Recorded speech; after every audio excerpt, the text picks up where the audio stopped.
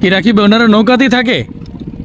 ভোলার মেঘনা উপকূলে এরকম অসংখ্য পরিবার আছে যারা ছেলে মেয়ে সন্তান বউ নিয়ে এই নৌকাতে থাকে। এনারা 7 জন এই নৌকাতে থাকে। এনাদের মতো অনেক পরিবার আছে যাদের ঘরবাড়ি নদী ভেঙে নিয়ে গেছে।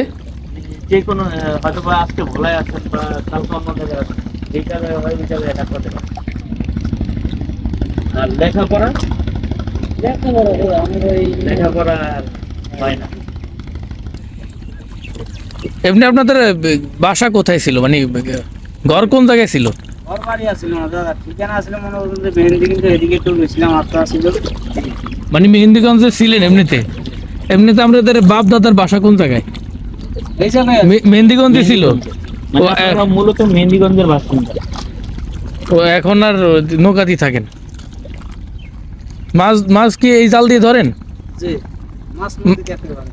মাছ পান কোনো মনে হয়? একেবারেই নেই না? তাহলে তো খুবই বিপদ, খুব বিপদে আছেন। এই যে এখন একবারে মাছ কম, এখন এই যে রান্না বান্না বা বাজার টাজার করতে কষ্ট হয় না, তো এই সময় কি কোনো সহযোগিতা পান সরকার থেকে? কোনো সহযোগিতা পান না?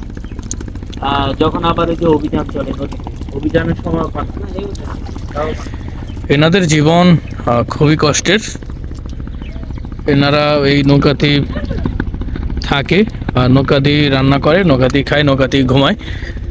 এনাদের বাসা বাড়ি নেই, কি করার, জীবন এভাবেই চলে।